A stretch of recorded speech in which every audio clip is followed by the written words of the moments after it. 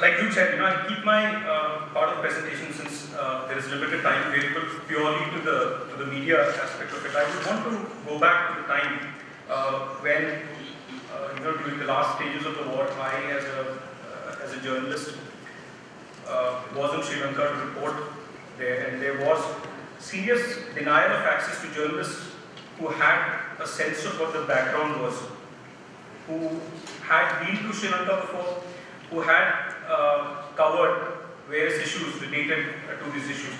Now, the army there at that time gave access only limited basis to those people who wanted to be embedded, who did not want to ask questions, who did not have a background of the situation, who were very happy taking footage that was provided by the information department and take bites from the military spokesperson. They were actively encouraged not to report the other side of the war, and any network that did seek to get the other side was denied access in a very systematic kind of a way. I remember reaching Colombo, going through the entire process of getting my accreditation, going to the information department, going to the defense teams, and making sure that the card was there.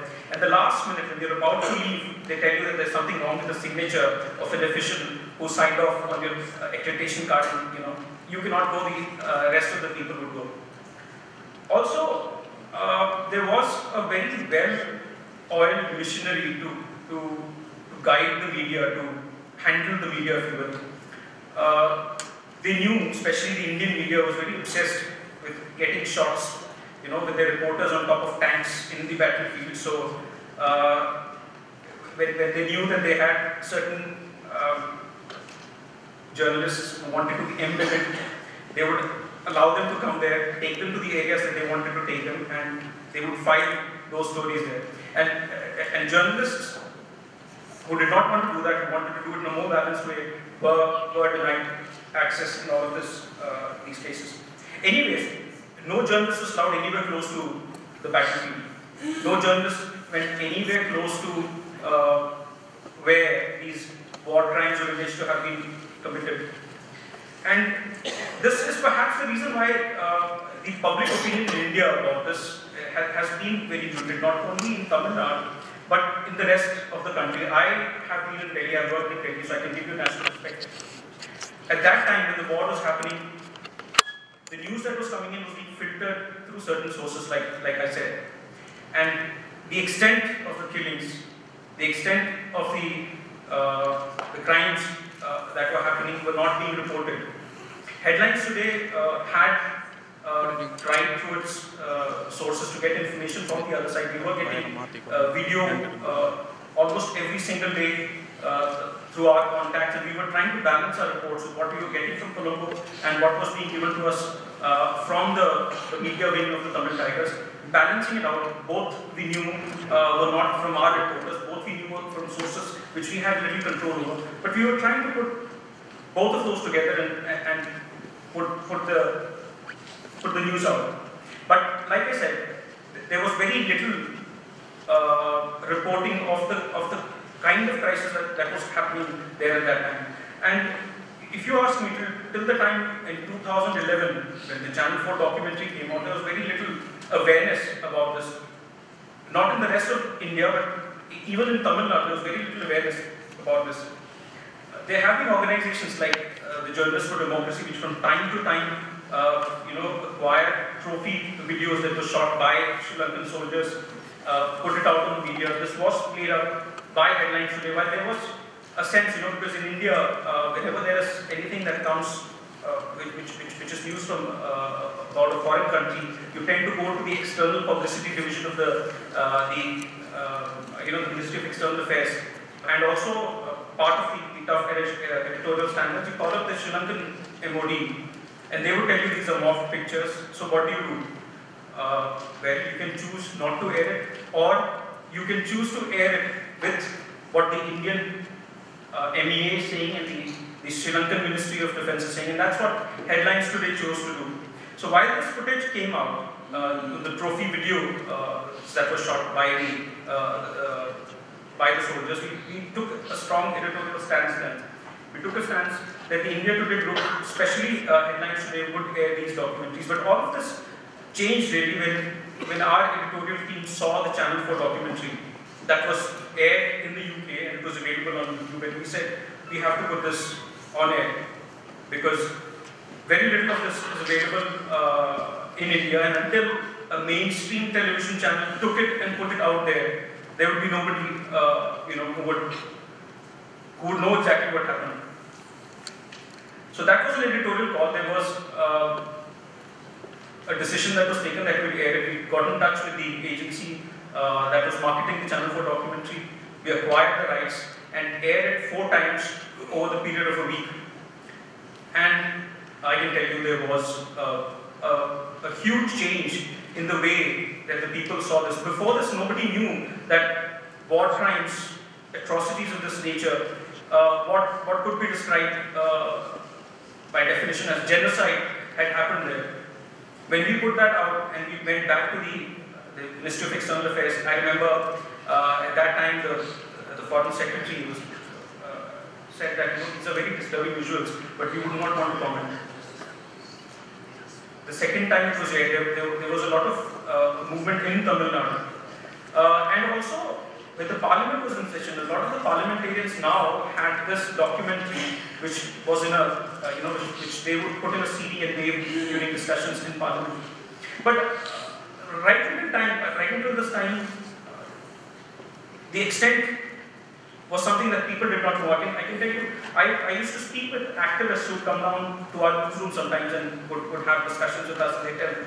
We go to these members of parliament and especially those that are not from Tamil Nadu to make them aware about what happened there. And they say, you tell me that the UN says 40,000 Tamil civilians were killed, but if they were killed, when were they killed? So they say in 2009. So they say it's 2011 now. How come I don't know about anything about this? And if it did happen, how come at that time the PMK or the other Tamil parties did not make a song and dance about it so that we would know about it?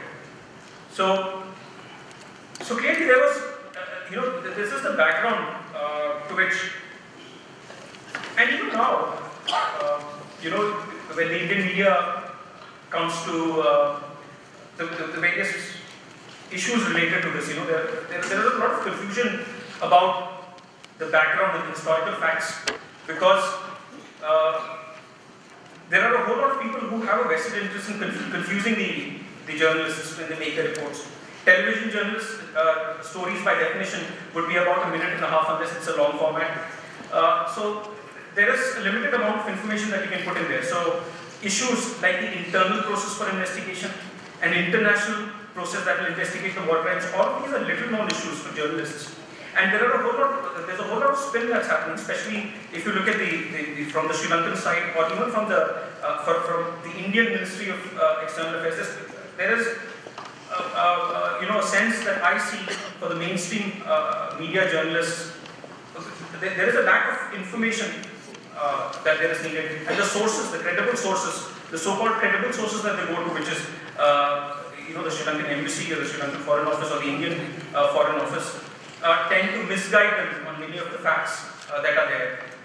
While till the time that the NTT was there and they had a media wing which was very effective, they got in touch with journalists across the world, and the journalists across the world would feature some of that, some of the facts, some of the other side would come through reports that came here. But what has happened since the end of the war is there is no credible voice that's coming from the other side. There are various voices, there is a lot of work that's being done, but within the diaspora, the sense that we have in the media in India is that it's too many voices coming from too many places, and there's a lot of fighting on the semantics that is happening, in which is what is countering a multi-million-dollar well-oiled machinery that's going into the propaganda. That's what the Sri Lankan government is doing when it comes to Indian journalists, international journalists.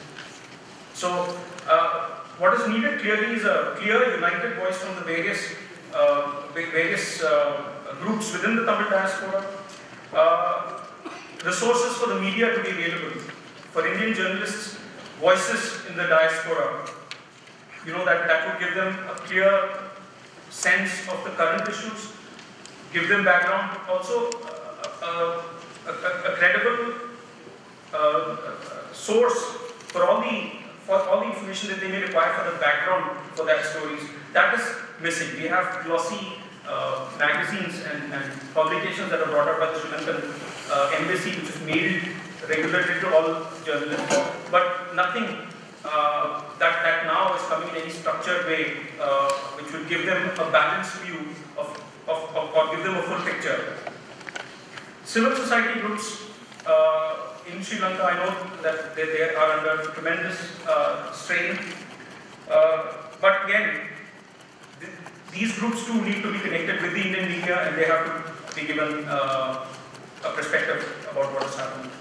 So while the Indian government debates, discusses and comes in, there's a lot of pressure on them right now because of the work that channels like Headlines Today have done, and currently there is a lot of new channels that have come up in Tamil space, which is doing a lot of good work to bring awareness about the public opinion.